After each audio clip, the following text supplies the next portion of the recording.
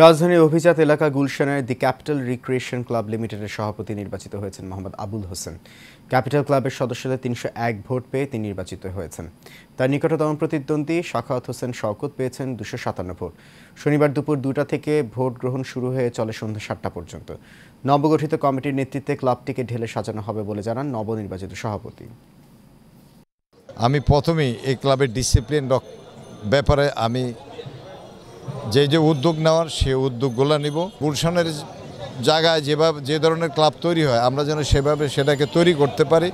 আমি তাদেরকে নিয়ে বসব এবং সাধারণ মেম্বারদের সাথে ইজিএমের মাধ্যমে সেটাও আমি আলাপ আলোচনা করব।